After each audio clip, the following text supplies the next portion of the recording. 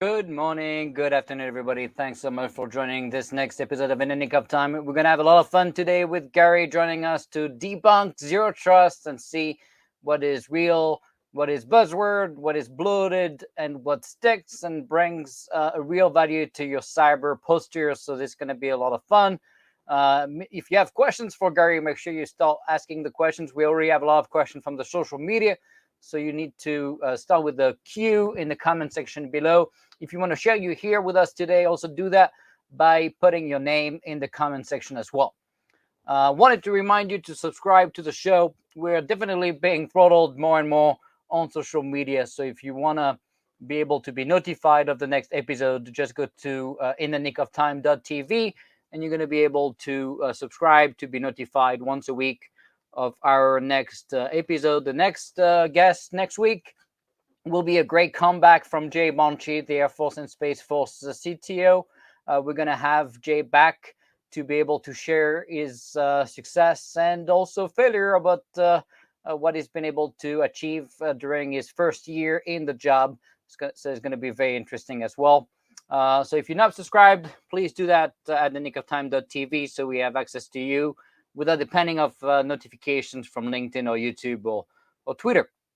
Now, wanted to remind everybody that we're going to be launching this Cloud Native Town, the world's first Cloud Native Metaverse community, completely free. And we're looking for your help to have ambassador to be able to help users and guide them in the Gather world. We're going to have companies pushing the content on there so people can be walking around and finding about the technologies. All the CNCF companies will be able to promote their content for free. And of course, we're going to have also all the Learn with Nick content and videos and events and in the nick of time shows on the metaverse. And we're going to do events and special events with guests and speakers, both virtually and in person as well. So make sure you check it out when we launch it. But in the meantime, if you have content that you want to post there in your company that has technology related to DevSecOps, zero trust, cybersecurity, architecture, modeling and simulation, AI, machine learning, reach out to us so we can include your video and your content on the platform for free. And also, if you have time and you want to help people not get lost into this maze of content information and be an ambassador on the platform to be able to make sure people don't do a bunch of nonsense, please also reach out to us. We're looking for about 20. I think we have about 15, so 5 more left open right now. Now, if you missed it, we have published quite a few videos in the last few weeks. 3 days or 4 days after the Uber hack, we had the Uber hack video up where we dig into what happened and how to prevent it in the future. So check that video out if you've missed it. We also then did a video on the break glass account because that was a key piece of what happened with Uber, and many people were asking about break glass accounts and what are they and how to make sure that you implement those accounts the right way so you don't get into the same struggle than Uber. So you can check that out as well. And then more recently, we published a video on the top 20 books in 2022 to check out. And I would not do a good job if I didn't remind you to take a look specifically at Joel Spaulding book, War Without Rules, that does an amazing job at describing the situation we're facing against the Chinese Communist Party. So check War Without Rules. Is really doing a very good job at showing that we are indeed in war with China. All right, so in a second, I'm going to bring up our guest, but first I'm going to give you a little bit of a background on Gary, who is joining us. He's the federal CTO for Illumio. And prior to joining Illumio, Gary was the federal chief information officer, and he also retired as the Air Force cyber operations officer with 29 years experience in military and government. He is highly technical, as you will see today, with real hands-on experiences. And of course, you'll see that he has very deep experience in managing very complex organization with multi-billion-dollar budgets and programs. And as you will see, he is a yes CIO instead of a no but or no period, I guess. So that's always good. It reminds me of Danny Holzman in the Air Force. That's the kind of senior leader we need to get things done. He successfully transitioned a 1,200 people organization to the cloud. He is a 2019 Presidential Rank Award nominee and winner of the Barry Snyder Joint Award from the Council of Inspector General for creation of oversight.gov, which was really a groundbreaking public database of reports and information from federal inspector generals. And God knows we need to have those guys be able to be more effective, and that's going to be through technology. So that's the kind of technology we need to enable the IG to do their jobs. So we're lucky to have Gary on, and I'm going to bring him up now. Hey, Gary, how are you? Good to see you. Hi, Nick. Great seeing you again. Thanks for having me.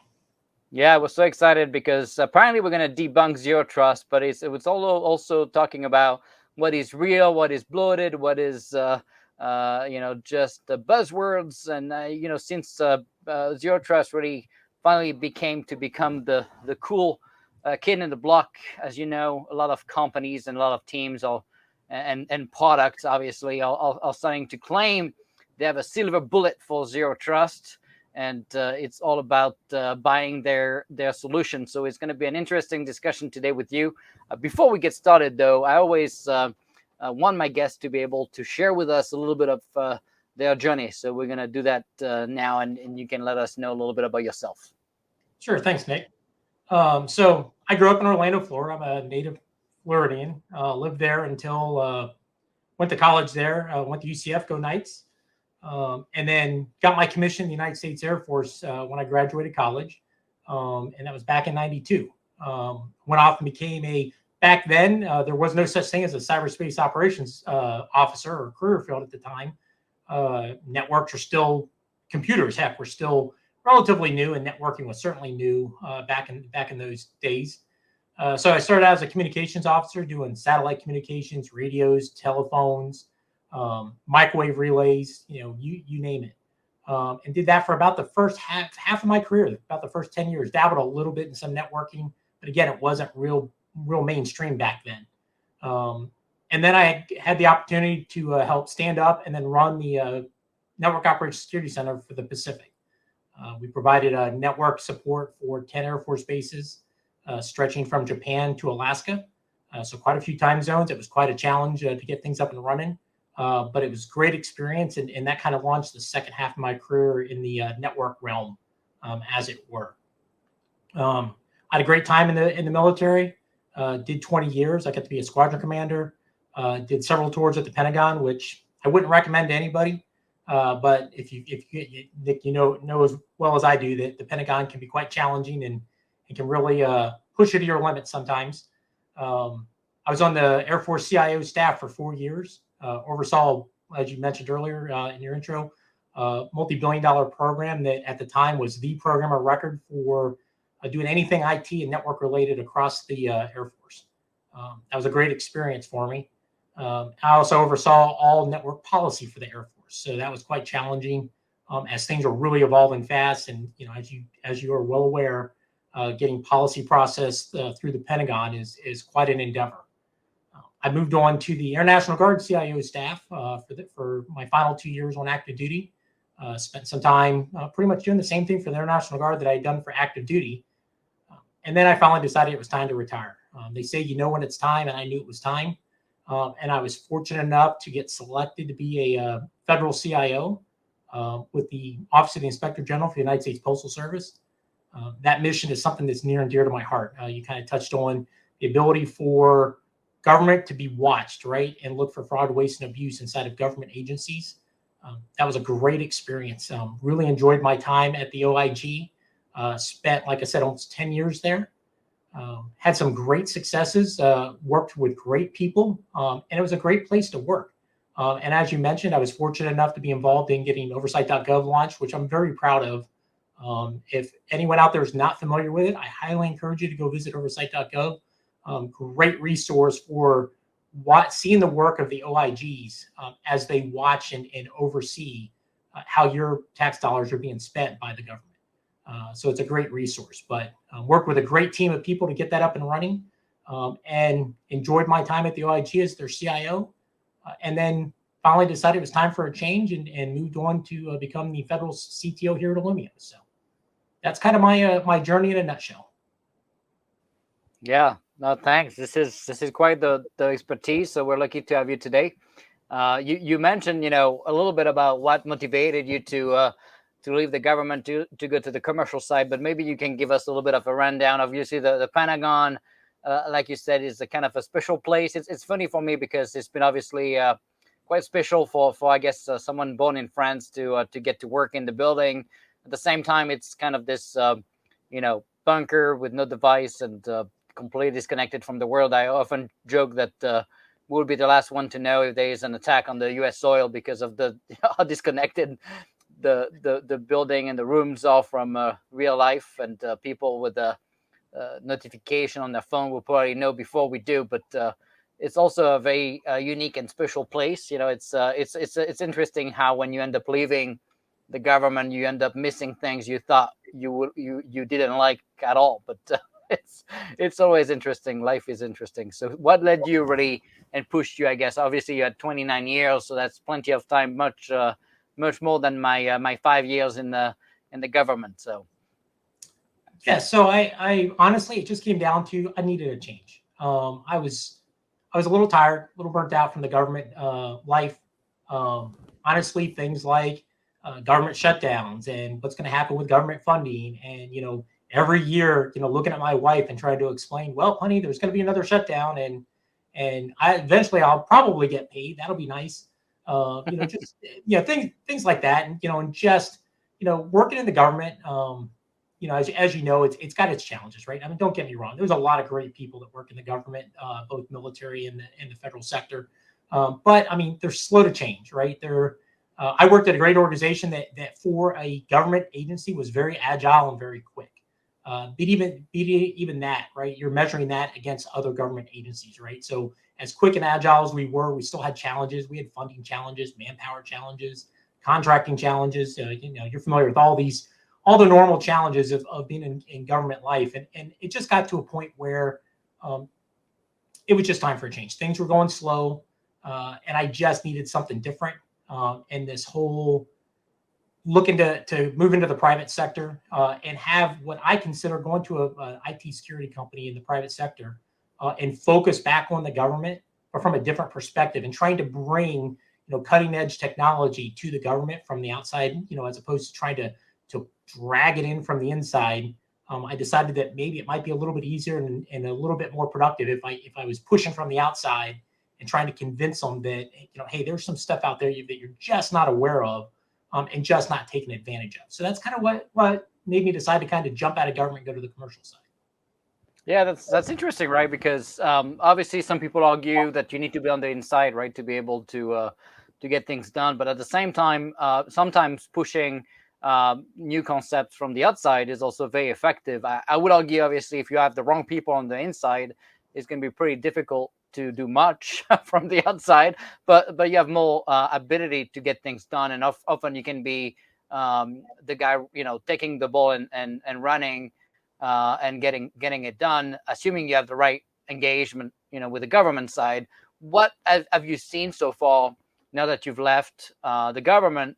Do you find that that kind of partnership, right, is kind of the right way to get things done? I do, right? So I think it's key to a couple of things are key, right? Number one is you've got to coming in from the outside in with some experience and some background and understanding of what the government does. I think is critical. No offense to anyone that's never done government time, but it's one thing to hear about it. It's another thing to live through it. And you kind of touched on it, right? There's just things that you just don't understand until you've actually lived through it, right? So having that experience and coming in from the outside, having been on the inside, I think helps. And then just having those connections, right? I've got a lot of friends that are still in government, a lot of leadership inside different agencies that they understand and they're getting it, right? They're starting to understand and pay attention to things that need to be done differently, right? And just being able to find those key, like you touched on, right? Those key people, right? Having the right kinds of people in positions inside of government that, while their institutions may be a little slow to move, at least they're there, pushing, right? They're pulling while you're pushing, right? So that's if you can find those partnerships and really capitalize on those partnerships, I think it's really key. And honestly, that private public partnership is the only way the government's ever going to continue to move forward. So obviously, when you left, you had opportunities to pretty much do whatever you wanted. You said, hey, you wanted also to continue to fight the fight and bring back value to the government. And on top of that, you went to an innovative company pushing zero trust. Which when we started pushing zero trust, I started pushing zero trust in the government about 6 years ago. People thought I was crazy pretty much and didn't believe in the concept. It's much easier now. But what really just led you to decide to focus on zero trust versus AI, machine learning, or some fancy IT capability elsewhere? So, like you said, right? So, zero trust has been around for a while, right? It's not something new that just started, when the president released his executive order. But it's kind of at a prime time for the government, right? They're starting to pay attention to it. They're starting to understand some of the principal foundational things of zero trust. And I've always been really interested in how do you provide security in a impactful way, but not an impactful way to your customer necessarily, right? How can you secure things without shutting things down? And zero trust really kind of, if it's done properly, right, it can really kind of get probably the closest that we've gotten in generations of trying to get the right amount of security applied in the right place at the right time, without being so overburdening that people can't get their jobs done. So I had kind of decided that seemed like it was a good fit for me. I've always been a 80% is good enough kind of guy. And I think zero trust is a lot about, you apply security, but you have to, you're understanding the fact that it's not a zero sum game, that you're not going to prevent all breaches, that you're going to try to do your best to prevent breaches, but then you're going to really get down and deal with breaches when they happen. And that spoke to the practical side of who I am, which is not trying to live in some fantasy land where, all our networks are going to be, secure against all breaches and all attacks. And we can sleep easy at night because there'll never be another breach, for the rest of our tenures, which is just fallacy. And I know there are some people out there that believe that. I am not one of those guys. So zero trust, just kind of spoke to me from that perspective, to be honest with you. So are you telling me I was lied to? People lied to me, and that wasn't true. I'm very disappointed. No silver bullet. No silver bullet. I know it's hard to believe, but there's no such thing as a silver bullet, right? So I think that only exists in horror movies with werewolves. I think that's the only place silver bullets really work.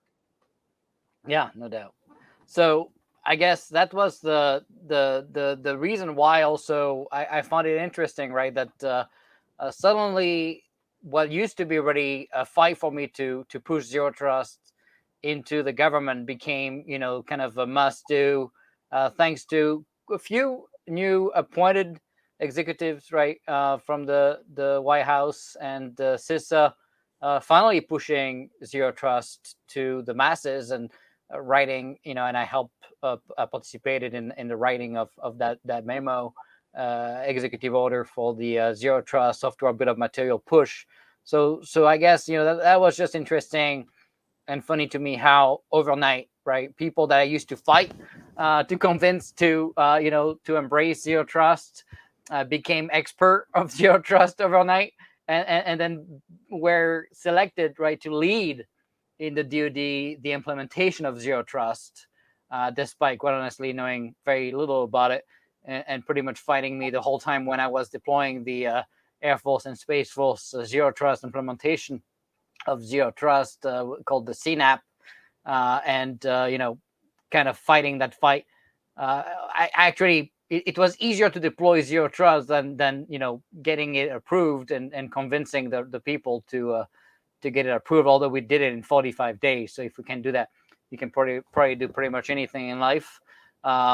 So obviously that's interesting, but what is really misunderstood, right, when it comes to zero trust? I feel like when you read this zero trust document, it's so bloated that effectively it almost sounds like everything cyber related is now labeled zero trust. I feel like it's bloated. It's effectively every piece of your cyber poster is your zero trust architecture, which really means you will never be able to get it implemented because it's a never-ending journey of improvements and learning and maturity. So what do you think is really misunderstood when it comes to zero trust? I think there's a couple of things, right? You touched on one of them, which is that anything that has ones and zeros somehow is related to zero trust, right? And that misunderstanding of what are really the core principles of zero trust, as opposed to hey, let's just slap the zero trust label on anything that we're trying to sell, anything that we're trying to deploy, because that's the current words that people seem to recognize and are resonating with some leadership.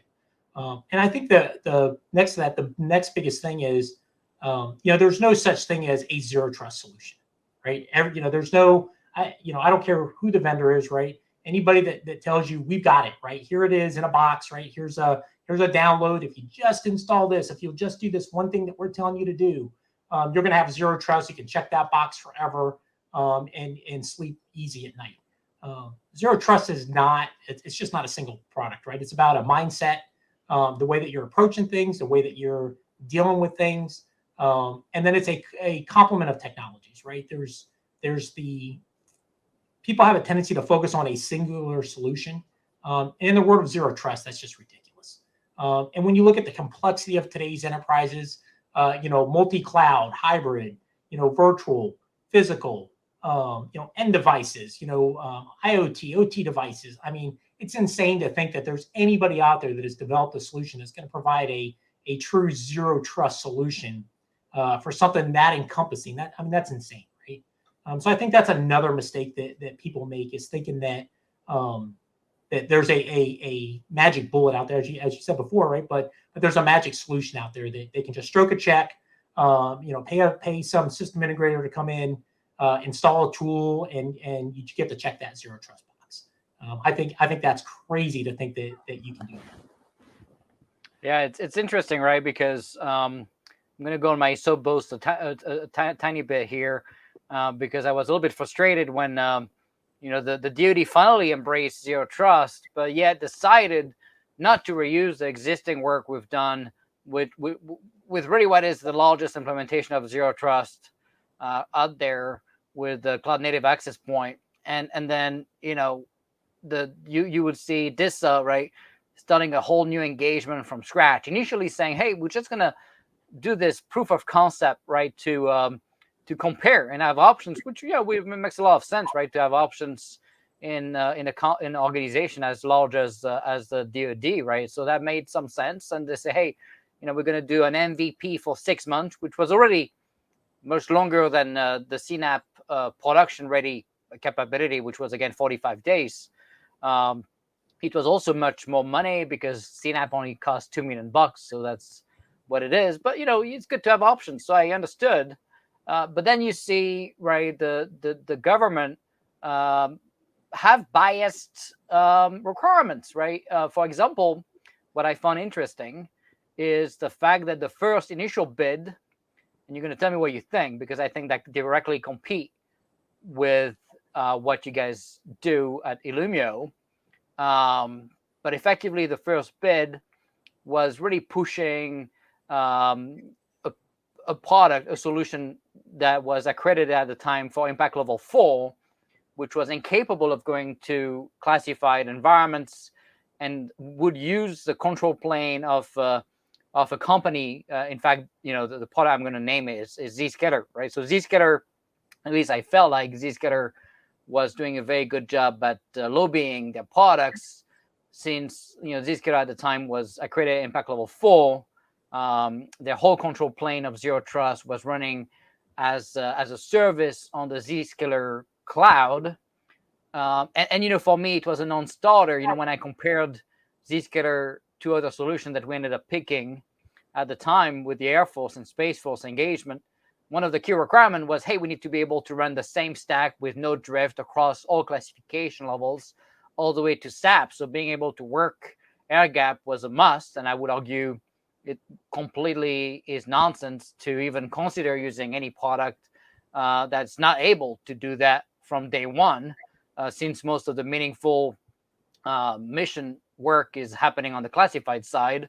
And so, I was a little surprised when I saw the bid coming out of this as saying that the requirement would only be at impact level 4, which just happened to be, the Z-scalar limitations, right?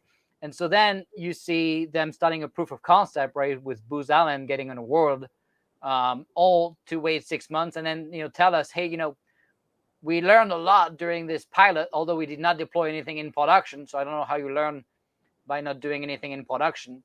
And then they said, well, we really think that being able to do things on the classified side is a must. And so they changed the requirement, right? And say, well, secret will be really the minimum. I'm like, yeah, probably, and so they updated the requirement really after, Booz actually failed to deliver their MVP after 6 months, which, by the way, it's interesting, right? Because all the bidders were saying we probably cannot do it in 6 months. We probably need 8 or 9 months, right? And so they got passed on because they couldn't do it in 6 months. They gave it to Booz, who said, hey, we can't do it in 6 months. Then they couldn't. But instead of saying we just failed, they said, well, we're going to change the requirement and make it so, secret is now a requirement. So we're going to get more time. And oh, by the way, we're not going to just get another 6 months. We're going to get another 18 months. So now you're looking at 2 years. So what started, right, with me pushing back at this whole engagement as a 6 months MVP to compare and give options to the department between the CNAP that was already in production, by the way, all the way to SAP at the time when they decided to do this, to, hey, we're going to do a 6 months MVP with Booz. Now is a 2-year engagement after I'm gone. Obviously, no one is pushing back anymore, so they can go back to doing all this nonsense. Maybe the IG should be looking at this, I guess. Maybe we can use your website. But really, that just tells me, right, there's also this kind of conflict of interest, right, between the government and some companies. But then, it's almost like when we fail at delivering value and end up wasting quite a bit of taxpayer money, there's really no consequence, right? And so people just end up moving on, and like nothing happened. But I guess I don't have a specific question for you on this. I don't want to put you on the spot with this one. I just want to give a little bit of context to the audience as far as what's going on right now in the department. So now this side is actually working this MVP that's now turned into a 2-year nonsense. With a single prime, that's also the big difference with the cloud native access point engagement with the Air Force. We had 9 companies on contract. The integrator is the government. We have talent in there to be able to make sure that we act as the orchestrator of the show, right? And I think that's very important. I don't know what you think, but I really think that for some reason we taught acquisition teams and really all government officials to delegate everything to the contractors to the point where we don't even have expertise in assessing products and technology often to the right degree of competence. I don't know what you feel about what is the right level of skills and how helpful or not helpful would it be to have in the government that expertise to at least make sure that we're buying the right things, we have the right requirements in place that are agile and not stuck in time and able to evolve with the technology pace, but also making sure that we're held accountable when it comes to the timelines. Yeah, so I think there's a couple of key things you mentioned there, Nick. So I think that the biggest one is that whole skill set, right? When you look at the federal government, when you look at the DoD, trying to secure the right skill sets, the right people with the right backgrounds, and then trying to keep them, right, and trying to maintain them. That's, I think, one of the biggest challenges that both the federal government and the DoD face, especially when we're living in a world where there are so many cyber jobs available out in the private sector that pay so much better, right? With a lot less downside, right? So much more upside, right? So trying to figure out, for the federal government and the military to figure out how do they get those skill sets, how do they retain them, right? And I think sometimes both the federal government and the military sometimes focus maybe a little too much on, and not that it's not important, right? But sometimes they focus on the person that's going to have their hands on the keyboard, as opposed to the person that's going to be sitting in a room, drawn on the dry erase board, right? Or making the decisions, right? And having the background and the experience to understand, the needs versus, what can be done and what needs to be done, and the prioritization, and, from that leadership perspective, right? And one of the things I think that and I'll speak specifically to the military because it's a little bit different for the federal government, but for the military, right? Those people have to be grown for the most part, right? I mean, they do try to bring in, some civilians, but for the most part, the people in uniform, they have to be grown, right? You don't hire a 10-year captain or a 20-year colonel, right? You have to grow a 10-year captain or a 20-year colonel. And by the time people get to some of those levels in their career field, they've decided that, hey, I'm done. I mean, I'm a perfect example. I did 20 years and decided, even though I had a path in front of me to stay in the Air Force much longer, I just decided that I was ready for a change and there was something different. And that my skill set was in high demand at the time, and I had a chance to go capitalize on that skill set. So I think that's something that sometimes people lose sight of, is the fact that they're in a very challenging environment trying to recruit and retain those skill sets, especially given today's world. Now, that doesn't necessarily excuse the whole, you hear it all the time, right? The not invented here syndrome, right? As much as we talk about joint fights and doing things together, right? You saw it, you've seen it.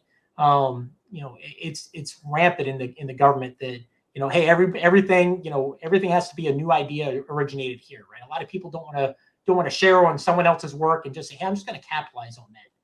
Which I think is unfortunate, right? And I think sometimes that may come down to, how are people recognized and how are they rewarded? Are they rewarded more for what appears to be an original idea, or are they rewarded more for capitalizing on someone else's idea and maybe improving on it, right? I'm not sure that the government necessarily promotes that as well as it should. I've worked with this a lot in my career. This is in a unique situation, right? They're trying to appease a lot of masters with all the different services and all their different requirements. And then, you've got each of the services saying not invented here, right? Thanks, DISA. We're going to do it our way. And DISA's trying to write the most broadest solution, right? So I don't envy the position they're in. I can certainly understand the challenges that they face. But at the end of the day, right, if we're gonna succeed, we got to figure out, different ways of doing business. And I think capitalizing on the work that others have done. I'm obviously a little bit biased about CNAP, having come from the Air Force. And having worked with the CNAP program office, but I mean that's a great example of some outside the box thinking that the Air Force is capitalizing on. Right, I do wish that other people would be a little more involved in just sharing things and accepting that share. Right, so I don't know. I would. I will tell you, Nick. After 20 years in uniform and then another 10 years in government, I've been watching it for almost 30 years. It kind of ebbs and flows, but at the end of the day, I think that we can do better, right? I really think that we can do better. We just got to keep pushing and pushing to try to get our government to do better for us. Yeah, it's interesting, right? Because for me, it's pretty new, I guess, to me, and to people like you, I guess you've seen this for years. So I guess you're kind of maybe a little bit jaded about seeing this happen again and again, right? And I'm sure you probably have 20 examples or 200 examples of the same situation that you've seen and witnessed about, the silos, the egos, the incompetence, all of the above, whatever the case may be. And it's tough. I agree that with you that it is tough to pick between all the services. When I was selected to go and help the Joint Staff as the first CSO over there, alongside the Space Force and Air Force, and the ABMS Jet C2 nightmare. Obviously, you deal with every services and the mission partners and all the nations, and that's actually pretty interesting.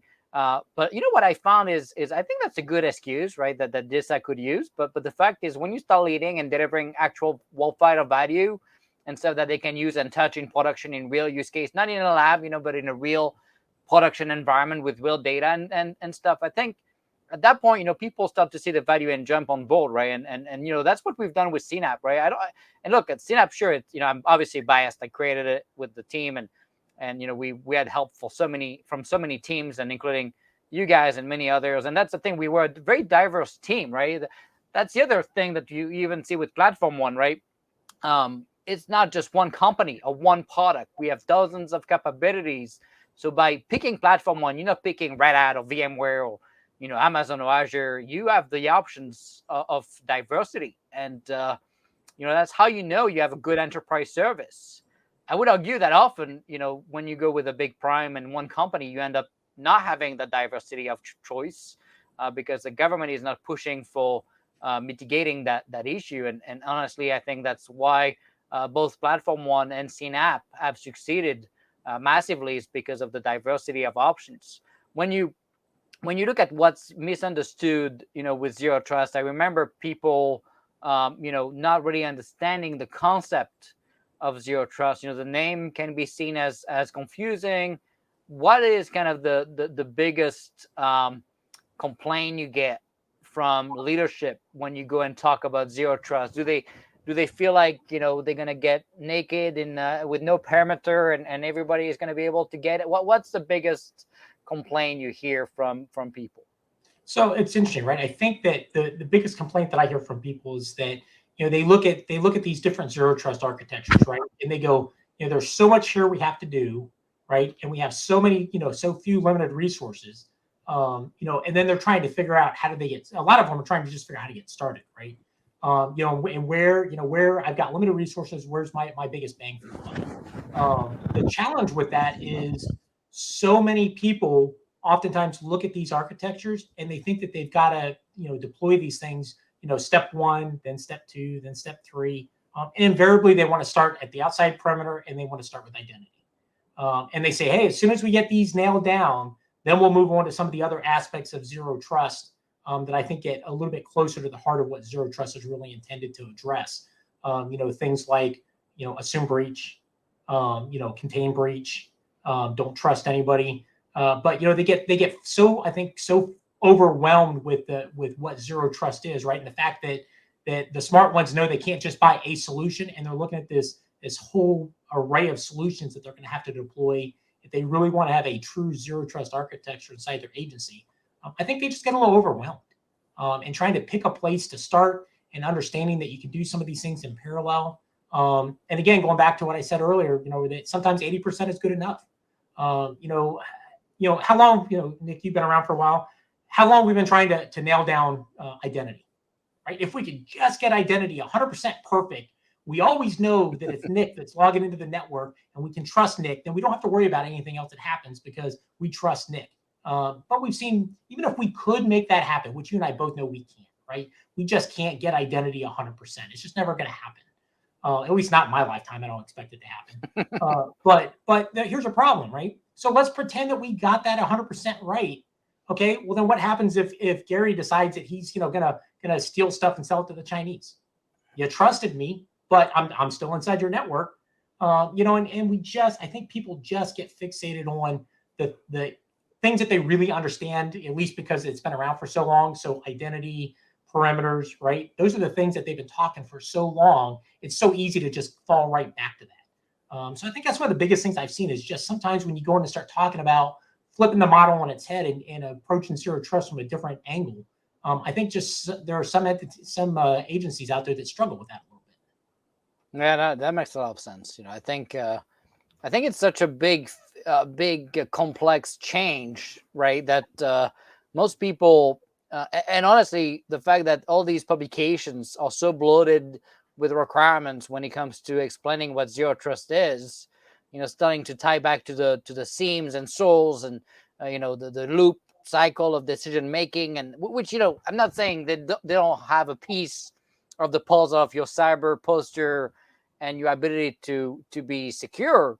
But if everything becomes zero trust, and you effectively say to people, hey, you have to completely rethink your entire cyber defense, and the term for it is going to be zero trust, where already zero trust is a piece of your cyber defense. There are other things that get bolted on or added on or baked in ideally, but it depends on the use case.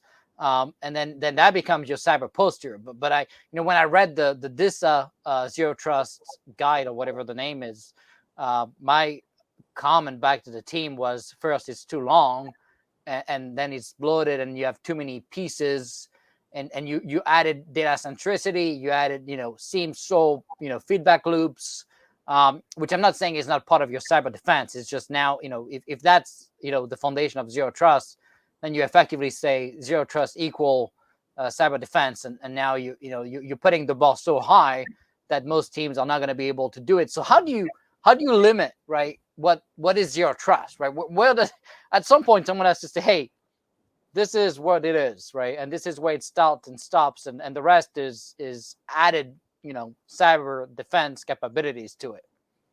Yeah, so I think that's an interesting question, right? And I think a lot of people approach it differently, like you said, right? Some people just want to put an equal sign between zero trust and cyber defense, and I'm with you. I think that's insane, right? I think it's ridiculous to think that you can do that, right? I think that when I'm talking to people about what really is zero trust, and I tell them, look, I'm not telling you to give up on identity. I'm not telling you to give up on perimeter defenses, because they do have their place, right? And there are things that instances where those are critical, right? And you need to do those things, right? But from my perspective, right, the way that we look at it from where I work now is trying to explain to people, you've got to assume you're going to be breached. Now what, right? To me, that gets the heart of zero trust. Is you assume that breach. Now when you say, oh my gosh, we've been breached, here are the impacts, here's what's going to happen inside my enterprise. Now, to me, you're starting to get down to zero trust of now that someone's inside the wire, now that someone's trying to run rampant through our network, what are we doing about it? And to me, that's where you start really getting to the heart and soul of zero trust. Is somebody's inside the wire, they're starting to move throughout your enterprise, they're trying to go after your data.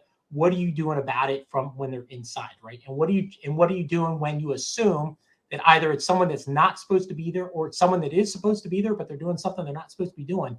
What are you doing about that? And when you start to get to the core of those questions and how you're going to answer those questions, to me, that's when you're really getting to the heart of what zero trust is about. Yeah, no doubt. That's spot on.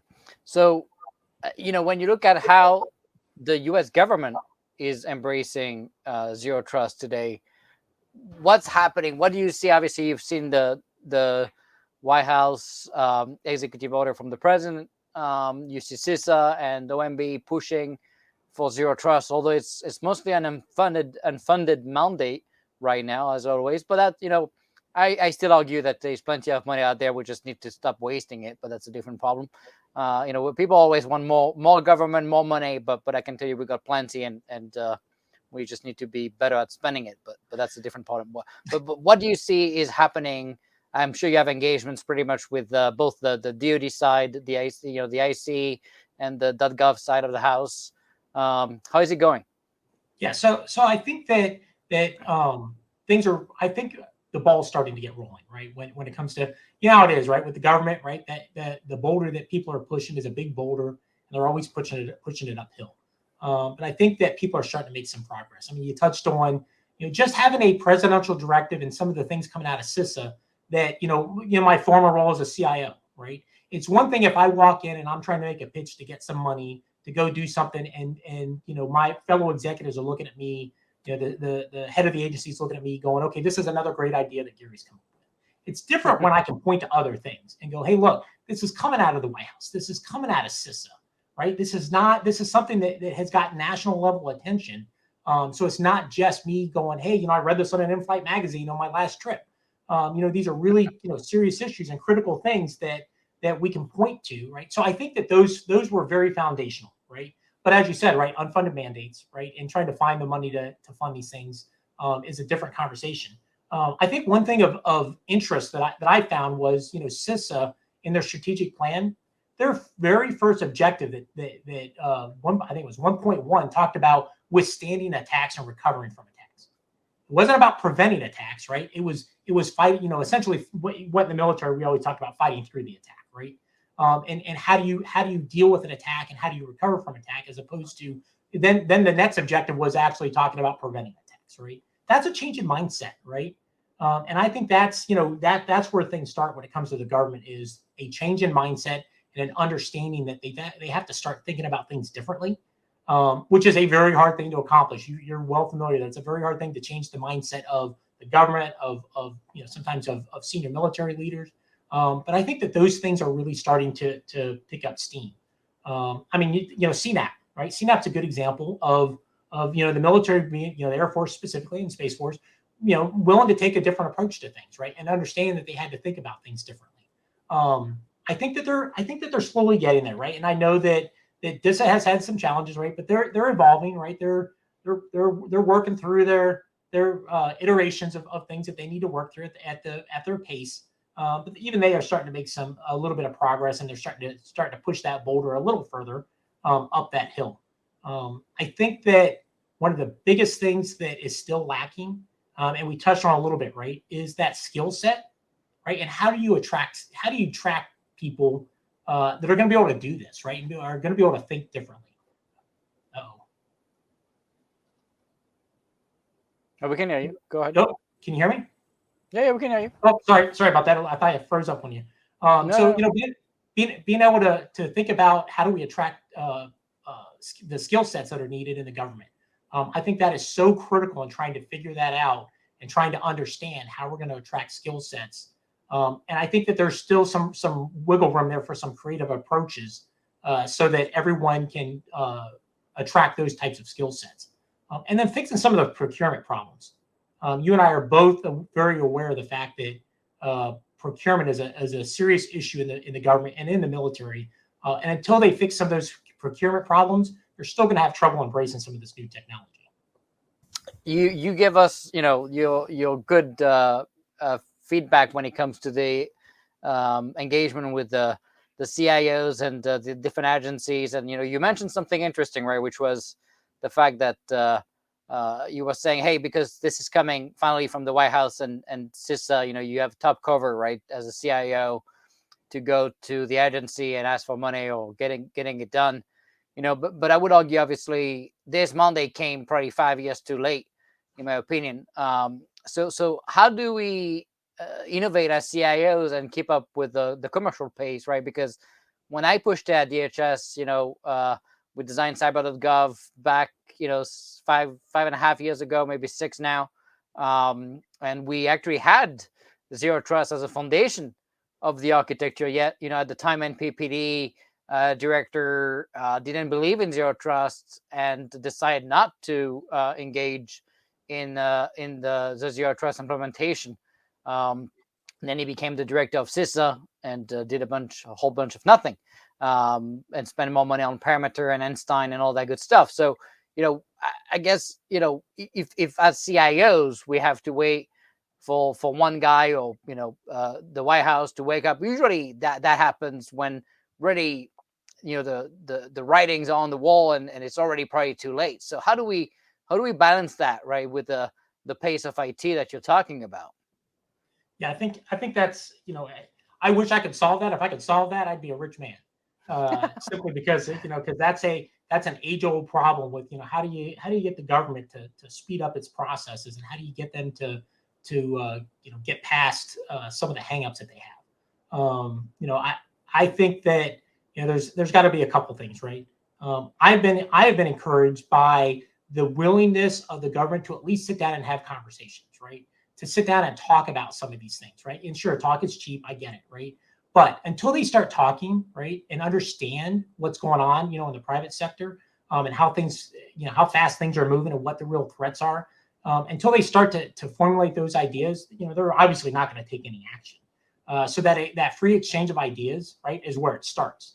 And then you've always got some people inside the government that are the leaders, right, that are pushing the boundaries, that are trying to be cutting edge a little bit. But the reality is, the federal government and the military are always going to lag, right? And significantly in many aspects, right? I've lamented for years the cycle from an IT perspective, right? And the fact that you look at the budgeting and the procurement cycles of the federal government, right? It's insane. The federal government, right? They submitted their budget for 23, which hasn't been passed yet, but they submitted their 23 budget a year ago, right? I mean, the amount of time that they have to forecast when they're trying to budget things, and the lack of flexibility that they have for the way that they need to spend money and the way that they need to go procure IT. I'll be honest with you. I think until there's pressure put on Congress to take some of the shackles off that the federal laws have in place right now, that are hindering the federal government and the military from being able to really accelerate and really progress. I don't know how that changes, right? Maybe we need to get younger people in Congress that have a different mindset, right? That understand that the world of TikTok and social media and threats online and hacks and ransomware, and really understand and appreciate those things. It's one thing to get them in the federal government to be doing it. I think it's another thing to get them into positions where they're actually able to pass some legislation that again, take the shackles off some of the government employees. Because I think that's one of the biggest challenges that both the government and the military face, is just some of those restrictions that are placed on them, right? They can only be flexible so much, right? They're kind of placed in a legislative box. They got to follow all these rules and regulations and procurement guidelines and everything else that private companies don't have to abide by necessarily. So I think that honestly, if I could wave a magic wand, I'd change Congress, right? I would change the people that are putting these shackles on government and on the DoD. Yeah, term limits maybe will be a good first step, right? I think everybody agrees, but they're never going to pass it. But obviously, most of Congress probably doesn't know how to turn on their cell phone, so let alone understand the challenges you're talking about here. So that makes a lot of sense that they couldn't fix it, and you're limited by what you have. And it's funny with 340 million people, we didn't find better to come and help us, run this Congress. It's just a little bit mind-boggling sometimes. But well, I encourage the staffers, right? Because the congressmen rely on their staffers, right? We need to encourage staffers, to get involved, right? Because I think that's a way to get to some of the legislative change that's so desperately needed. Yeah, and you mentioned the 1 year, but really at the end of the day, I remember we were working when I left on the 2029 budget at the time, a year ago when I left. So yep. Really, yes, sure, we're doing the 1 year budget, but that's really for like barely swapping anything. But really, it's more like a 5-year cycle, and that's just mind-boggling to me. It should be pretty broad bucket, right? And then with a lot of flexibility down to the year of execution. But that's often not the case with very precise PEs and money assigned into very precise buckets. Despite more urgency or need of the money going elsewhere, you can obviously shuffle that. It's very challenging to anyone claiming they know what they're gonna need to buy in 2029 in IT is probably either a genius or wrong. So I don't know, right? Yeah, and my money's on wrong, right? Like I said, I'm trying to budget across. Lucky, I guess you could be lucky, but. Usually we're not lucky somehow, right? It's what it is. So somehow we're never lucky when we're doing that. So you talked about, obviously in the CNAP, in fact, we did not get rid of the perimeter security. I did not believe that was, something we should do. And often people assume that, when you move to zero trust, you completely get rid of perimeter security. What's your take on the perimeter side? Well, I'll tell you, it's as many sleepless nights as I had as a result of firewall issues. If I could get rid of firewalls tomorrow, I'd be the happiest man on the planet. But the reality is that's not going to happen, right? I mean, you've got to have a perimeter, right? It's not, and that's where I always worry, right? Some people go, oh, so based on if you're talking about assumed breach, then just give up on perimeter, right? And I don't think you can do that, right? I think you recognize the fact that you've got to have perimeter, right? But I think here's the difference, right? I think that perimeters need to be defined for very specific things, right? And not right now today, perimeters are supposed to do everything, right? The perimeter is supposed to be so thick, right, and so involved in so much stuff, right? And there are people that want to say, hey, firewalls are great devices, so let me U-turn all my internal traffic through a firewall, right, to do inspection and to do segmentation, network segmentation. I mean, that's insanity, right? To think that you're going to have all your traffic, U-turning through a perimeter. And yet there are some people out there that think that that's a logical approach to doing this, right? So do I think you can really get completely rid of perimeter security? No. And as you and I both know, right, there's some very specialized boxes that you can place at your perimeter that can have some very serious, impact on your security's posture of an enterprise. But thinking that security perimeter is where you should be putting all your eggs, which there are so many agencies that put all their eggs in perimeter security. I think that's a huge flaw if that's your approach, right? If you really want to get serious about security, right? Having a perimeter is great, but you need to get down to the smallest common denominator, right? Get down to your apps, get down to your data. That's where your security really needs to be heavy, because that's where the breaches are occurring, right? They always find a way to get through the firewall. They always find a way to get through the VPN, right? And they get inside the wire again, right? I'm not saying that you don't have to have a perimeter, but man, so many people just think that that's all that's necessary. I think that's a fallacy that people are making huge mistakes when they think that that's what they have to do. Just like I think it's a mistake to think that you can just rip it all out and you don't need anything on the perimeter. I think that's getting a little far out there for my personal taste. Yeah, no doubt. And like you said, it also doesn't mean you get rid of the perimeter either.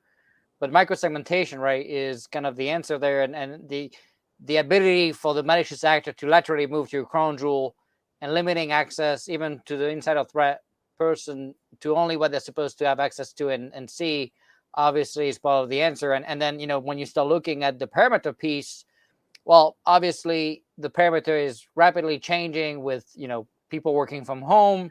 Obviously now you're going to start thinking their network is part of your network. You're going to start also thinking of, obviously your cloud services, your IoT devices, what is on what network. When you go to the edge, you're compounding the problem. When you add mobile devices, tablets, you add to that. So effectively, the building that you use to protect is now decentralized. I think that's what people need to understand, really. I think that's what it is, right? So now you have to protect things that are completely decentralized and going to be stored on different devices, different cloud providers, different edge device. So now, obviously data centricity becomes a piece of that. Strong identities, of course, is a piece of that. But then also the micro segmentation down to the smallest, cut possible, so you can limit what people get to see, what people get to be aware of, right? And the ability to laterally move to those systems, that's probably the biggest win. And so when you obviously look at that, it doesn't mean you get rid of that parameter. But then, obviously everybody says, well, identity, right, is kind of the the main pillar, which is probably true to some degree, right? But like you said, identities are not perfect, but you're dealing with both, people identities and system identities with non-person entities, right? So what about it? What do you pay attention to, knowing that identities are not perfect, but what is something that you want to be able to see in a cyber defense capability to say, hey, you're doing enough to at least have the basics that are needed to at least have that identity pillar in place. Right. So I mean, obviously, right, you've got to have some sense of authentication, right? And it's got to be some sense of somewhat beyond just a basic username password, right? I mean, I think that everyone has finally acknowledged that a simple username password just isn't cutting it. We tried the whole complexity thing. Hey, it's got to be 64 digits long, and you can't repeat a character, and you can have special characters.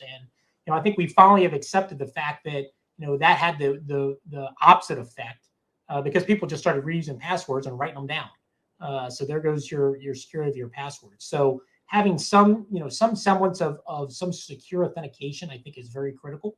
But then you have to start asking yourself, okay, so if I can have some semblance of assurance of who this person is, but maybe not, right? Now you gotta start focusing on what are you granting people access to, right? Whether it's I say people, right? What are you granting access to, and under what conditions, right? So there's some of that conditional access, and asking yourself, what device are they coming from geographically, right? One of the simplest things drives me crazy when you read about a breach and you go, oh yeah, the person was sitting in overseas in some country, and you're like, do you have any employees in that country? Well, no. But a very simple thing would have been to not allow somebody to log in from that country, don't you think? Some of those basic things, those basic tenets that I think that people often just don't get around to because they're so fixated on again, trying to solve this perfect identity problem. And no but then alerting too, right? That's the other piece. Also, they could have at least, even if they didn't block it, at least they could have been alerted, and there was nothing. Yeah, exactly, right, exactly. And I think that people are so afraid of blocking access, right? That false positive. Look, accept the fact that you're gonna block. Sometimes you're gonna block a legitimate request, but if that's in a very small percentage of your blocks, what's in the grand scheme of things, right? What's the greater evil? Stopping that one person that maybe for some reason popped up on the radar and you blocked them, but they had a legitimate reason, versus the 15 times somebody didn't have a legitimate reason. You went, I'm not sure, so I'm just going to let them pass. I think that's a significant problem. But then carrying that identity throughout your enterprise, right? So many people go, they're in. And again, I'm back to the whole, once you're inside the wire, right? All checks and balances are off, and people start running amok inside the enterprise. Being able to carry that identity and being able to use that identity throughout. But again, not trusting it 100%, right? That's why you touched on microsegmentation. Such a fan of microsegmentation because, I can control where you're going. We can lock you down to the things that you're trying to get to. And the second you try to deviate from those trusted paths that we're allowing based on who you claim to be, which isn't always the case, but the second you try to deviate from one of those trusted paths, that's when you should be blocked. That's when you should be stopped.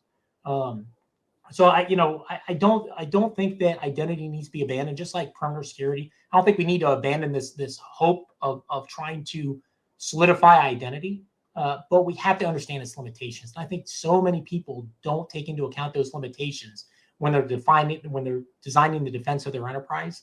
I think that's a serious fallacy that people need to get past. Yeah, no doubt. And I guess that's what I use for my device. YubiKeys, right? And I like the fact that you have to push the button physically, right, to be able to log in after you type your PIN. I think that's pretty cool, and you can put it on your device, your even mobile, if you want to do that. It's actually pretty cool. So obviously no silver bullet on identity, but it's still an important piece of the puzzle. The other thing that I've witnessed is, that's something that I really pushed against, was ignoring the device state.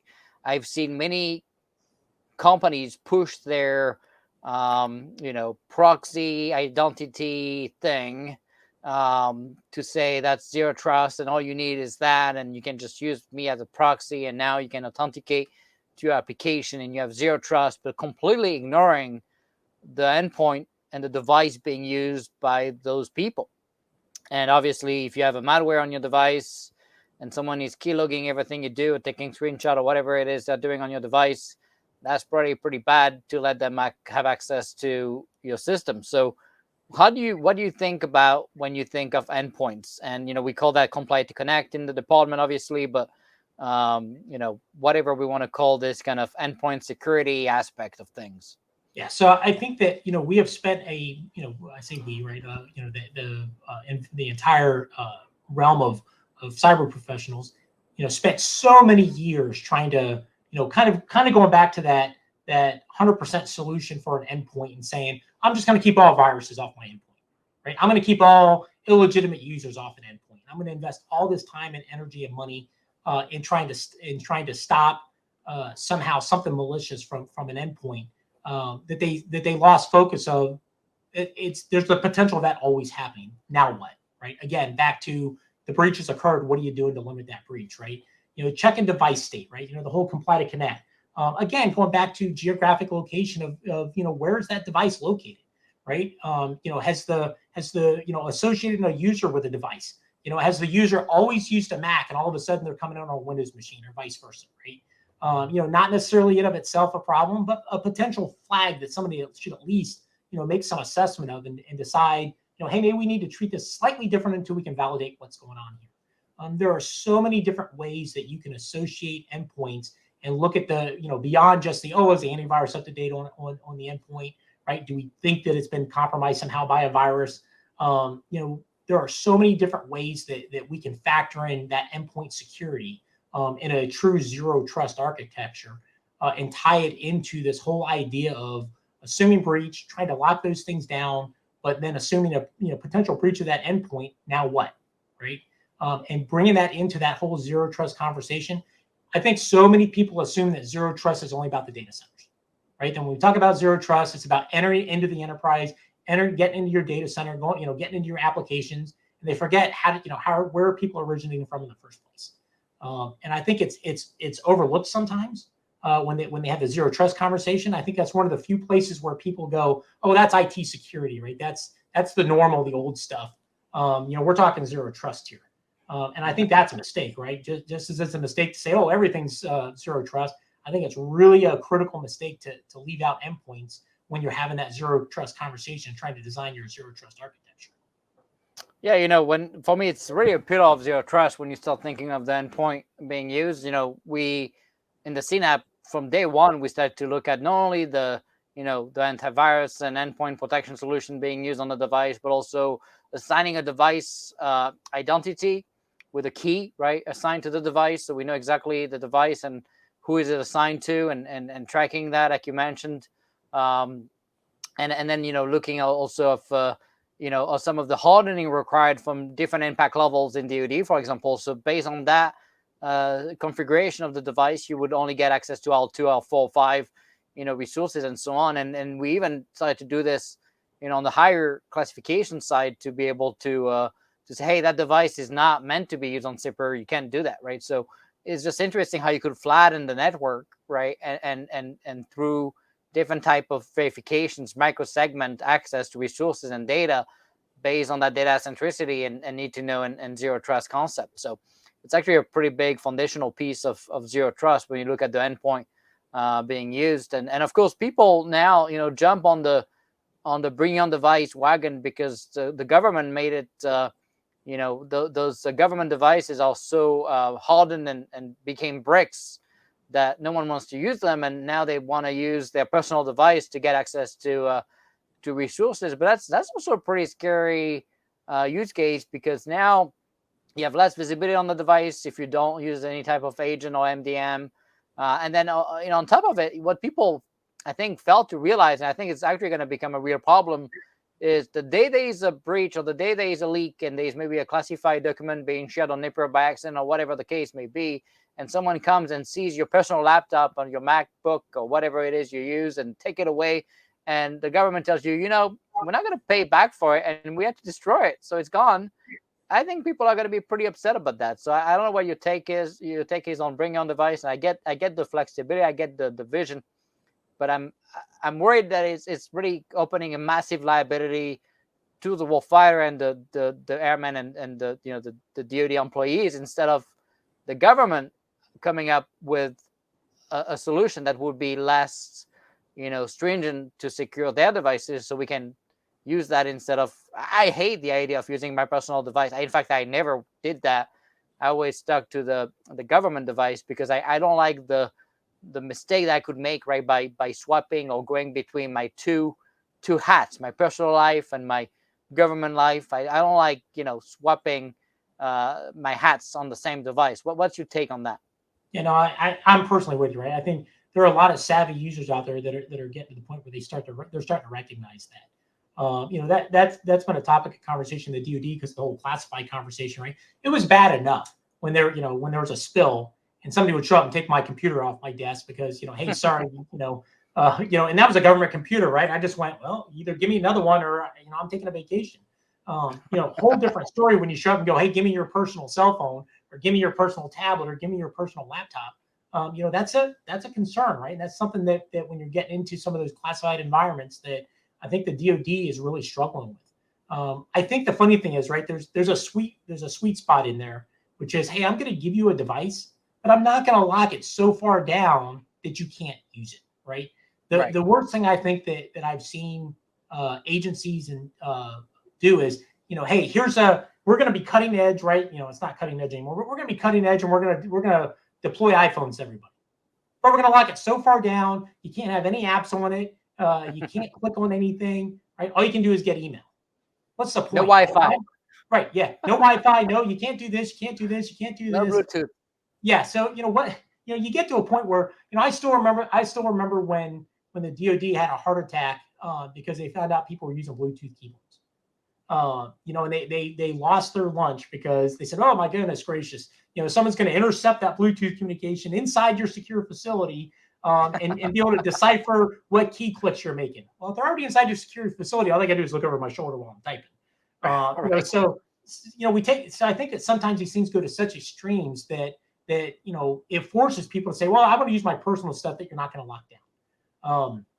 I think there are safe ways that you can do from a zero trust perspective, that you can allow maybe certain access to certain types of information. That you have to do that risk acceptance, right? And I'm going to accept the fact that it's different if you get an unclassed email that I'm worried about versus a classified email that I'm worried about, right? So the answer should be, obviously, I'm going to let you access some unclassified stuff on your personal device. I'm certainly not going to let you access classified stuff on your device. And I think the problem is that people get so wrapped around the axle trying to decide all those possible use cases that they either don't want to deal with them and they go, "Oh, we'll let you do everything on your personal device," or they go to the other extreme and go, "Not only are we not going to let you use your personal device, here's a government device that's so locked down that you're just going to want to throw it against the wall because you just can't get anything done with it." It's not easy, right? I don't think that there's a magic solution to all this. I do think that if we don't continue to look for balances in these things, whether it's using a personal device but really controlling what it can access, or using a government provided device but allowing it to actually be useful, the answer's in there somewhere. But it certainly is not in the way that I think that it's been traditionally approached. Yeah, I still don't think that the solution is to then bring personal devices in the mix. I hate the idea of it. I don't like it. I just think it's going to create more problems, and I think people are going to get and it's surprising to me how DoD lawyers even let that happen, because honestly, even on the commercial side, if you look at companies, the amount of paperwork you're supposed to sign when you agree to use bring on device solutions, and you pretty much give your life away, or at least your device away, to the company, and people started to complain and be like, well, if and people started to sue companies, by the way, when you're like, well, a piece of my device is no use for the company's profit, so you need to pay for my my cell phone plan and the cost of the device at 40% of the device, 60% of the device. Where is the line? There was this whole bunch of nightmares that came to be when that started to take to grow in scale, that even companies start to say, well, maybe we should just give you a device and keep it that way. But for the government lawyers, maybe they don't care about that liability. I don't know. They usually care about so many things, right? And they always come up with reasons to say no. But I was surprised that for once, they should say no, and they're like, just sometimes I was the one to bring up that we should at least have the people agree to sign some type of user agreement for them to even use the service in case of a spill or whatever the case may be. And that wasn't even something they thought about. And honestly, that scares me. It's not the answer. I think the answer is just giving the right devices with the right, options to the warfighter, and just leave it that way. It's just the spillage and even the mistakes, just downloading stuff on a device. And people keep saying, oh, you can't download stuff. That's just not true. There's so many ways. You can take a screenshot of it. You can take a picture of the screen. I mean, you can do so many things if you really want to, take the data out of the device. So anyway, I think that was just interesting. So we talk about endpoints, right? We talk about identity. Now, for me, the third pillar has always been the data piece. And, we in the CNAP, we label data down to the cell level, right? So the what could be, secret well, but the who would be TSSCI, right? So we can really, do a good job at segmenting data at the granular level. What do you think is kind of a good indication of a mature company when it comes to adoption of zero trust when you look at their data security? Yeah, so I think you touched on it, right? Is getting down and labeling that data at the lowest point that they can get to, right? And I think that that's probably one of the biggest oversights that companies make is, they think that, oh, if I stop at the perimeter, or I stop at the device and I've solved the identity problem, right now I'm done. And I think that labeling is key, right? I think that one of the things I've really come to be a huge supporter of is this idea of labeling things, right? Labeling applications, labeling environments, labeling data, right? Because then you can write rules on those things, right?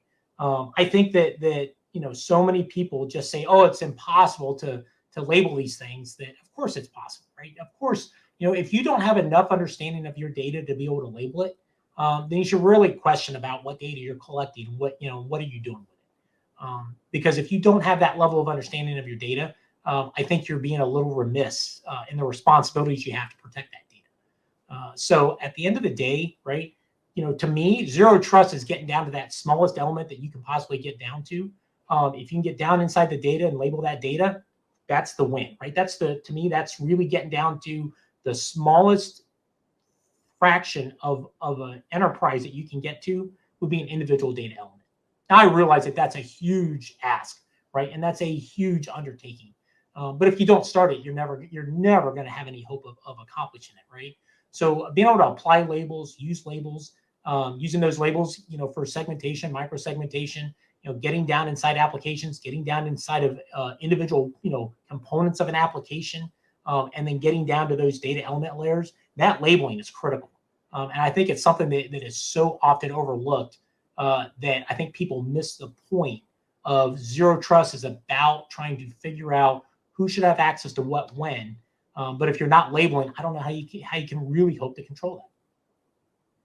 Yeah, you probably can't. And it's a journey, but you can also start with the pretty broad labels and then become more and more granular. So it's kind of a good excuse that people use. But when I started to label data in the Air Force and Space Force, I think we went pretty broad, and slowly but surely we're able to go down to the SecRel of Germany stuff, and you can really start pinpointing stuff and start segmenting, of course, through automation, PII, PHI, obviously markings on documents and things like that. It's really not rocket science. I think it used to be harder, but it's getting easier and easier through automation. But then also the most important piece to me was the ability to delegate the decision to the data owners, right? I think that's what the mistake that I keep seeing organizations like DISA do, for example, is they centralize the power, right? They centralize the ability to whitelist or authorize things, and they don't delegate that down to the people doing the work.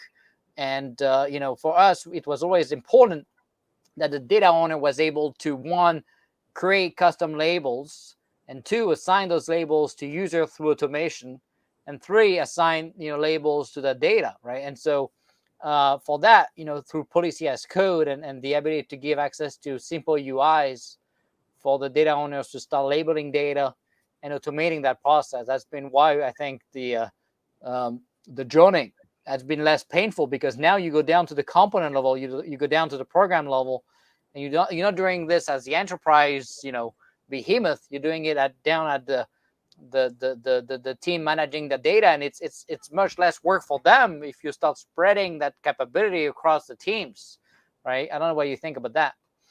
Yeah, no. I agree, right? I think that a solution that has any chance of success can't just simply rely on four people sitting behind a closed door trying to make all the decisions and do all the work. I think that's insanity, right? I think it's crazy to think that you're not going to involve application owners, you're not going to involve data owners, and ideally you're going to, like you said, you're going to give them the ability to generate those kinds of labels themselves. You always get, it's funny, you get into the whole, again, this goes back to the pursuit of perfection, right? We got to make sure that we don't have, conflicting labels. Okay, well, sure, but guess what? There's only a finite number of words in the, if you're labeling in English, there's only a finite number of words in the English language. At some point, you're probably gonna have some conflicting labels. But people use that as an excuse, right? We gotta create this massive data dictionary first, so that everybody's playing from the same playbook, so that we don't have any conflicts. That's crazy, right? I had that at Justy too. That was the first thing people wanted to do, was spend 5 years on defining words, which, by the way, they would never agree on anyways, and still fight about it to this day, and just fight on the merging of conventions, right, and terms. That's just mind-boggling. Yeah, it's funny, when I was at the Pentagon on the CIO staff, we were having, this was 10 years ago, 12 years ago, we were having this conversation. And the favorite example was, well, what's a tank? A tank means something different to the Army than it means to the Air Force, than it might mean to the Marines, than it might mean to the Navy. We're done, right? We can't possibly use the label tank, because none of us can agree on what a tank is, right? And that's the kind of conversations, right? And it's that circular logic that people get themselves wrapped around the axle on. And in the meantime, right, they're not making any progress whatsoever. You know, so I think that there are ways that can be worked through to get around that. And people just have Perfection is the enemy. Perfection is the enemy. It's the enemy, right? Absolutely. It's interesting because the label thing, you know, you look at Google, right? Do you see Google go to websites and tell them to label data or find a way to organize their content? They ingest anything and everything, and they find a way to give you your outcome and your results that you want. We should be the Google. I mean, this is just basic common sense, right? That if Google can do it, right, through technology, the fact is they are not labeling data for their or mandating specific use of terms or anything like that. They still manage to find every website. Now they even control information now thanks to that, but that's a different problem. But you know, the fact is that's you know, the technology enabled that, right? And it wasn't through manual decisions; it was through, you know, technology and innovation. So I use that example with Jesse too with Google. I'm like, do you see Google telling websites how to label their stuff? You know, they don't do that. Well, and the key thing is, right, Google accepts the fact that they're going to make mistakes, right? That they are going to mislabel some stuff, and they have that feedback loop to try to correct their own mistakes, right? And the users of Google accept the fact that sometimes they're going to enter a search term and get a link that makes no sense, right? It doesn't happen, you know, it doesn't happen 90% of the time, but you know, the 1 or 2 times that it does happen, they accept it and go, okay, I'll just try to refine my search, or I'll ignore that result, right? You know, and again, Google's not in that, you know, they don't pursue perfection before they deploy anything. Right. And I think that's even now when the algorithm is right and they give you the right results, sometimes they don't like the results and they override them by hand because they love to control information. But that's a different problem again. So let's talk a little bit about legacy, because everybody, obviously, it's easy to do everything we talked about on modern systems, but obviously the government has pretty old legacy system in pretty much every company. I was talking to companies even like Google that also have, you know, 20 years old and 30 years old systems nowadays. So how do you implement zero trust on legacy system? Do you have to just rip and replace, or what's the answer? No, absolutely not, right? You know, first of all, I'm shocked that you would think that the government doesn't have the most modern systems, Nick. I mean, I'm just shocked to hear you say that. No, I mean, here's a reality, right? And this is where I think that with, you know, where I'm working today is one of the things that I'm most proud of, right? Is there are so many people out there that say you have to rip stuff out, right? Hey, I realize that you spent $20 million, $30 million on installing this stuff. Rip it all out and install our stuff, right? Install this new stuff. Sure, right? Wouldn't it be great if you could wave a magic wand, make all the old stuff disappear, put in the brand new, nice, shiny thing of you know, whatever the soup du jour is of, you know, for today, and deploy it, and everything's off, you know, everything's hunky dory. Let's be real. If you don't have the ability to complement and work with things that are there, right? Work with legacy systems, figure out how to incorporate legacy systems into modern systems, right? From a security standpoint, right? That's insanity, right? That's crazy to think that you're expecting these enterprises to have things deployed that they're just going to magically wave a magic wand and replace. When you look at the size of, you know, the federal government, you look at the size of some of the agencies involved, or you look at the size of DoD, right? Hey, we need you to snap your fingers and replace all this widget inside of, you know, every plane that you have because we consider it legacy and it's not going to work with our technology, right? That's crazy. So you've got to have the ability to factor in legacy systems, right? And the first thing that's, I think, the most critical is understanding that the way that you may have to treat a legacy system is different than the way you're going to have to treat a modern system, but you're going to account for those differences, right? So in a lot of instances, the answer is, well, you know, we got a problem with that legacy system because we can't deploy our agent on it, right? Or we don't recognize the language that it's speaking, or whatever, right? So there's always some excuse of why someone's trying to tell you to replace a legacy system. Honestly, the answer is you move up to a point where you can control it, you can see it, you can deal with it, right? And then make that your enclave, you know, your small enclave. So you may not have gotten that zero trust down to that individual item, and you may have a little enclave here of some legacy systems that maybe aren't as secure as the more modern parts of your enterprise. But some security is better than none, right? And so many people want to ignore the legacy systems or tell you to rip and replace it. Finding that sweet spot where you say, hey, I'm going to apply security around those legacy systems, right? And I'm going to control information that's flowing from those legacy systems to my more modern systems that I have much more security deployed on, and vice versa from those modern systems into those legacy systems, right? That's the balance that is so critical. And I think that so many companies sometimes want to skip that step. And their answer is, well, we've got the perfect solution, so you need to adapt your entire enterprise to our solution. If you're talking to a vendor that tells you that, I would strongly suggest you go talk to another vendor. Yeah, no doubt. And it's, so effectively it's kind of putting a wrapper around the legacy, and maybe what you see, some people do with a basic proxy, but there's also more advanced capabilities now, particularly when it comes to data centricity, that's going to be able to query maybe the database in your legacy system, for example, and then bring back the data and then filter it on demand. So then you can do that data centricity labeling. Let's say the system does not support labeling. You can kind of add it as an added layer separate from the legacy, so you don't have to change the legacy stack. So that there are different ways to do different things, but definitely ability to add this as a wrapper around an existing stack and use that as the only access point to that system now, and flow that through that capability to filter access to the legacy. So definitely something you can do. So yeah, and it's funny, right? A lot of times with legacy systems, people get fixated on all of the IPs of all the legacy systems, right? There are ways that you can like you said, right? There are ways that you can still label those legacy systems without necessarily putting a label directly applied to the device. But like you said, right? More of a centralized collection point maybe for some of those legacy systems, and label it there, as opposed to getting overwhelmed by the fact that I've got thousands and thousands of legacy systems out there that I don't have a label directly applied to. I think some people just they get their own way when they think about some of these legacy systems. And again, anybody that tells you rip and replace, I would run in the opposite direction as fast as I could. Yeah, and it's also, I think, part of the perfection is enemy discussion, because I think they want to get to the same level of security as zero trust, and it's probably impossible with some of the legacy systems. So you're going to have some concessions you're going to make with a proxy slash wrapper implementation, but at least it's better than nothing, and Yeah. it's certainly something better than what they have, right? So absolutely.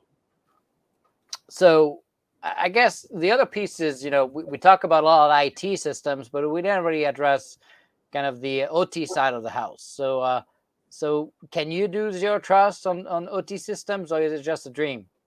No, you can absolutely do zero trust on OT systems.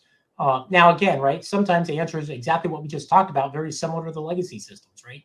Maybe you can't apply an agent or a sensor or a label directly to that end device, right? Maybe it's just hey, it's a small camera, right? It's a web-based camera. It's a sensor. It's an arc welder, right? For building industrial machinery or something. And you can't apply something directly onto it, right? But you can certainly go to a collection point, right, or a series of collection points, and interface with those, those OT devices and those IoT devices at that level, right? Back to again, it doesn't have to be, perfect, but good enough, right? So you can certainly apply zero trust and labeling to OT devices, IoT devices, that while you may not necessarily be able to write directly to that device and directly control that individual device, you can certainly do it at collection levels where you can at least decide this is how this interfaces with the rest of my enterprise, or because it's going through two different collection points, I can segment off those two different segments of OT from each other, right? Because I can do zero trust at those collection levels. And I think that a lot of people just miss that concept because they think it's an all or nothing, right? And they're not willing to do a graduated, gradual kind of systematic approach to trying to figure out, okay, what's good enough, right? What's the, like you just said, some level of security is certainly better than none. So many people just kind of write those things off and say, well, I'm not going to worry about them. Nick, I can tell you that I was involved in a situation where some folks bought some surveillance cameras, plugged them into the network, and there was malware embedded on the operating system of those cameras.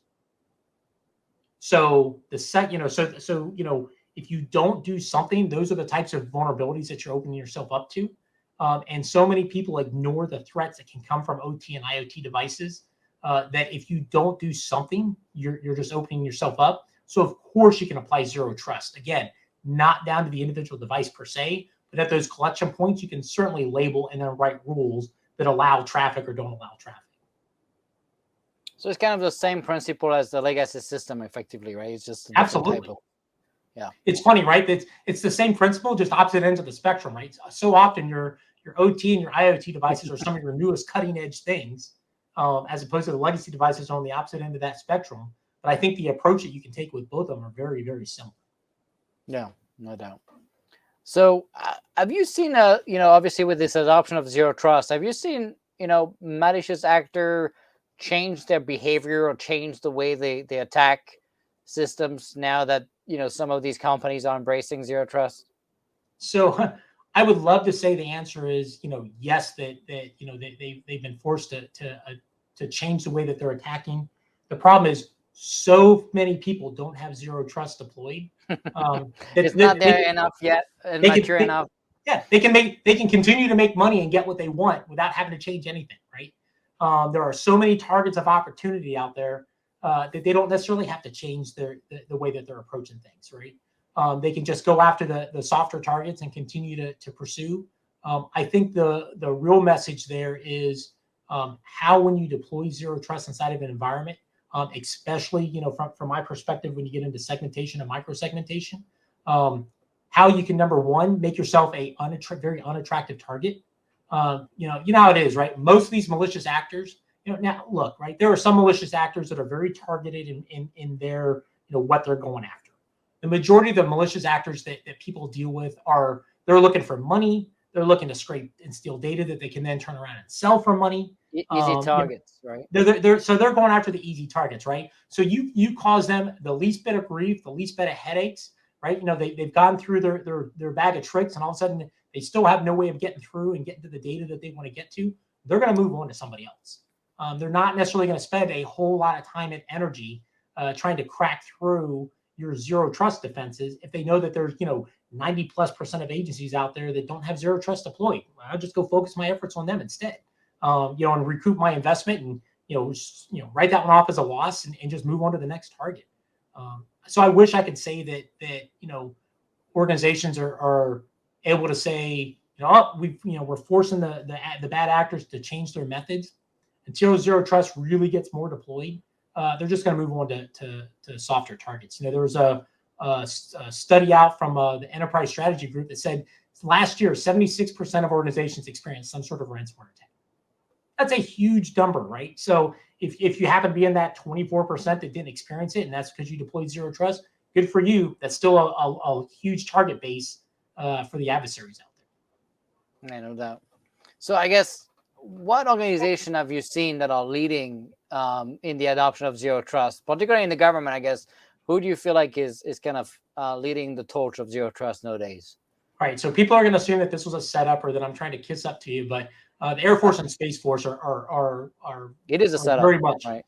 Let's face it. So, but here's the reality, right? I mean, to the point that you talked about with CNAP, right? The Air Force and Space Force, right, have really got to a point where they've got a implementable solution. Right, and they're making great strides in deploying those solutions.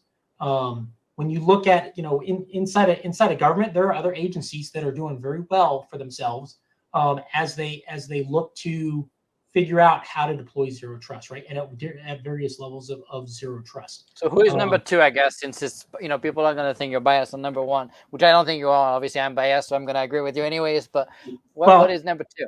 And as a reminder, right, 20 years in the Air Force, I'm going to be a little biased. Whether you were here or not, Nick, I'd be a little biased after 20 years wearing the blue, right? So yeah, there's double bias there. I've got a double bias, right? And my bias is very deeply rooted. So without getting into specifics, I've seen some of the intelligence-oriented agencies are really starting to make some strides in trying to ensure that they're looking at creative ways of protecting what they have and the things that they need to protect.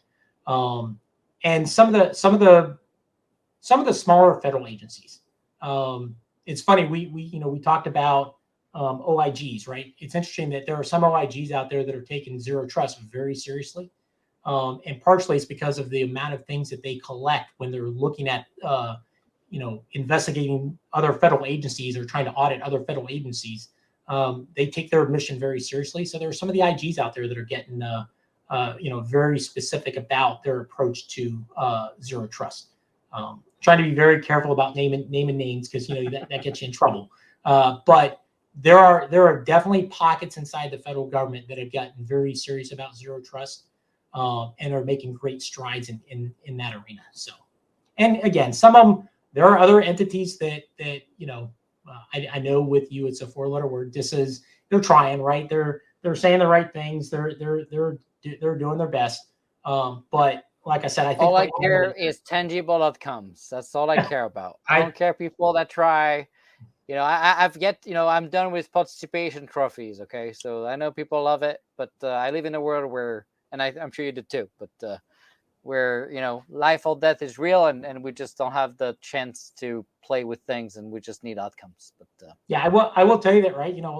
One thing that I think that the government has really been paying attention to is the success that things like the banking industry has had with zero trust. The banking industry has been doing zero trust for almost a decade, and very successfully. And they've got obviously, right, a very heavy investment into protecting their enterprises and protecting their data. So I think that the federal government has really started to take notice of what the banking industry has been doing, and is really starting to realize that, hey, there are people that are dealing with other people's money, which is one of the most sacred things that you can be entrusted with.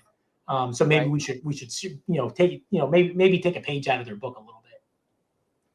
There's only one that's more important, is when the warfighter trusts us for their safety and their lives, and I think that's something that's even more scary. But absolutely. And I think people sometimes forget that a little bit. I think when we start thinking of people like cattle and not people, that's a little bit scary. But anyway, question from the public here. I think that's a good question. I think I know the answer, but I'm going to let you see if you have a different answer. Do you know if there's a list of hardware software allowed to be used at home for the personnel that's allowed to be consumed, like hardware of routers and, things? Yeah. So I know that for and I guess the answer is it depends, right, on what you're trying to do, right? What level of information you're dealing with. I think it's for class work. Right. Yeah. So I know that there are lists that DISA maintains that talks about devices that are approved for classified processing versus unclassified processing. For the federal government, there's really not a centralized list per se. It's a lot of times it gets down to sometimes category devices. But at the end of the day, in the federal government, that comes down to individual agencies and their accrediting authorities and what they will and won't allow. So there's certainly no blanket answer to, if I go buy this, then I know I'm going to be able to use it, wherever I want to use it. That doesn't exist to my knowledge. Yeah, and if the list existed, it would be devices from 1997. So I don't know if you want to buy. If you want to buy it anyways. So I think it does. I think it doesn't exist. And when there's some list of banned things, right? And even that list is so hard to find that most people don't know it exists. Yeah. So that's the other thing is, this is so hidden that even if it did exist, it's not widely accessible enough. And I see people buying, particularly during COVID, we had people buying smart card readers, right, on Amazon, made in China, so I've seen it all. So, we didn't have enough readers to give to the personnel anyways. No one thought of the fact that we were mandating CAC cards would require people to have a CAC reader. It's a little bit. I was on air staff when we made that switch. So no, I'm trusting. I love. By the way, it's funny because I actually love the CAC. I think it's actually the best option there is because it's a physical thing. It opens the door. It does a lot of things. I'm not and with the right credential on mobile, I think it's just great. I just don't have any problem with it, but I actually like it a lot. Particularly when you have to enter buildings and get into rooms and things. I just think it's just. I get the fact that you can forget it and stuff, but I have my UB keys, so I can forget it too. So, but yeah. Well, Nick, I will tell you, it was a bit of a challenge when the military started using CAC cards. And it's one thing to forget it and go, oh, how am I going to get back in the building? It's another thing when you go off base to go to lunch and you can't even get back on your military base because your ID card's sitting on your desk or in your computer somewhere. So yeah. That's always going to be a problem. But I go find a better way to solve building access and like device access and network access. Is just I think the lesson there, and it's an idea to travel and fly, right? I mean, it's just like it's checking so many boxes. I don't know how you replace that.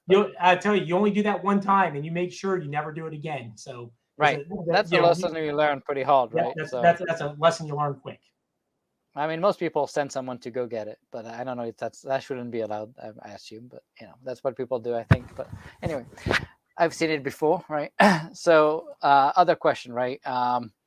So, I guess Sibila was asking you a question about, people using, desktop anywhere. It's obviously giving you a VDI access to Nipper if you don't know what it is. So obviously people then use their home device, bring on device, and they're using their home connection, right, to connect to desktop anywhere. Obviously, the connection is encrypted, so I'm not sure what's visible on the network on that. But I mean, people could probably see at least that you're talking to desktop anywhere. But if the router has some type of endpoint protection or IPS pushing logs to the cloud, could that cause an issue or not? Yeah, sure. I think I think that's the points out one of the biggest fallacies of if you're trying to trust the network transport. There's always going to be flaws with just trying to trust network transport, right? I think that's where zero trust, when you really get into, whether in this case it's your home desktop or laptop, or it's the application that you're trying to access, right? And breaking that security layer away from the network transport layer. I think that's where you really get into the true benefits of zero trust. Because that this is a complicated situation. But it's just as complicated saying, oh, I've got a network in one cloud and a network in another cloud, and in two different data centers, and half of it's virtualized and half of it's physical. Putting a lot of eggs in the transport layer, the network layer of from a security standpoint, I think is such the wrong way to approach this. Oh yeah, it should be. I mean, you should be fine using a dirty transport. In fact, we do it all the time. In fact, we do it. This is what we do. And let's be real, right? If you're using your home internet, right, and depending on what internet you're using, right, you're on a compromised network. It is a dirty network. Right? That's what it is, right? At some point, people, I hear all these nations, right, struggling with governance and the fact that the clouds are coming from sovereignty of the data, right? That France, for example, is complaining that they don't want to trust Microsoft or Amazon because it's American, bad Americans, So then they want to create their own clouds, but they're 20 years behind, and it's like, yeah, you're not going to make it, and you're going to be obsolete by the time you try to do that. The better answer is to effectively be agnostic where you're running and not care if it's dirty or not. And that's a harder thing to do, but it's much better investment. In fact, when you've seen the DoD, right, and the IC spend 10 billion on trying to do a GovCloud enclave, and Amazon could not keep parity between the commercial region and the government regions, and you're often lagging 2 years behind despite spending 10 billion. You imagine that's a fifth of the French MOD budget, right there. So, it's for most companies, organizations, you have no choice but to find a way to do it on dirty transport and, potentially clouds. So that's what it is. So, no, absolutely. But, she was mentioning, of course, you could use DNA or whatever, retina scans. I don't like it. And why I don't like it is because if that get hacked and that data get leaked, you don't have another eye, right? Or you don't have another fingerprint. That happened actually already, and now you're done, and then there's nothing else you could do. So I don't see how we could end up using that as a solution, because that data is going to get leaked, and then you're done. So no, absolutely, yeah. You got a PIV card, you got a YubiKey key. I can go get another one, right? I can I can update my security. I can change it. You can put a how do you call it, on your eyes? The contact lens. cut and glance, and then maybe that gives you a different thing, but I don't know. And then you have also augmented reality thing, and you can see, through walls. I don't know. Yeah. but until that is, that I don't think that's the answer. Particularly when Yeah. you know how well that data is secure. I just don't see it. A CAC, you can just get a new one, right? So I'm with you on that. Same for the certs, right? Yep. So wanted to thank you. That was the last. You have so many more questions, but we already 15 minutes over, so I'm not going to abuse of your time. But I always give the last words right to the guests, so I'm going to give that to you in a second. Before that, I just want to remind everybody of the next guest next week. Next Tuesday, we're going to have Jay Bonchi, the Air Force Space Force CTO, come back on the show after 1 year to give us a little bit of an update on what he's been able to achieve and what his journey has been so far, coming from the commercial side into the government. What all the successes or the challenges he's been facing, or even the failures he has seen in 1 year. So it's going to be an interesting discussion. And Jay Bonchi is going to join us next Tuesday, the 1st at 1 p.m. Eastern. So don't miss it. It's going to be fun. But I wanted to thank you, Gary, for all this knowledge and all this time and all this information you share with us. I think, we debunked Zero Trust today. We're able to show what it really is, but also what are the things to pay attention to between identity, data, and endpoints, and all the work that you guys do. Of course, people have seen that Illumio is providing great solutions, so people can go check it out. I remind everybody that no one is sponsoring this show and no one is making me say things I don't want to say. So there is no financial engagement whatsoever for people to come on the show. So, we get a lot of different guests with a lot of different perspectives to share with us their thoughts. So we're lucky to have Gary today, and over to you for the last words. Oh, thanks, Nick. I appreciate you having me on the show. It's been fantastic. I'm a big fan of the show. I think that the last thing I want to tell everyone is, if I can leave you with one thing, it's this. Start your Zero Trust journey. If you haven't started it, you've got to get started. Don't wait, and stop worrying about the pursuit of perfection. Pick a path and get started. I would urge you, and strongly urge you, look at what you've already got in place. If you've already got a decent perimeter security in place, you've got decent identity in place, maybe it's time to move on to something different. Look internal. Ask yourself, what happens when your network gets breached? Because it's not a matter of if, it's a matter of when. So ask yourself, what are you doing to stop that lateral movement inside your enterprise? What are you doing to stop an adversary from getting access to data inside your enterprise once they gain that breach, once that breach is successful? Because again, it is not a matter of if they're going to be successful, it's going to be a matter of when. So I encourage you, if you have not taken a look at inside your enterprise and you've not asked yourself, how would I stop someone, whether it's somebody I know or somebody I don't know, from doing malicious things inside my enterprise, you need to seriously consider spending your money and looking at a solution that's going to help you stop that inside movement from that attacker. So with that, Nick, I appreciate your time. Thank you again so much for having me. It's been fantastic. Thanks so much. And everybody, see you next Tuesday, 1 p.m. with Jay Bonchi. In the meantime, keep fighting the good fight to make sure our kids have a fighting chance at winning against China 20 years from now. Stay safe, everybody. Bye-bye.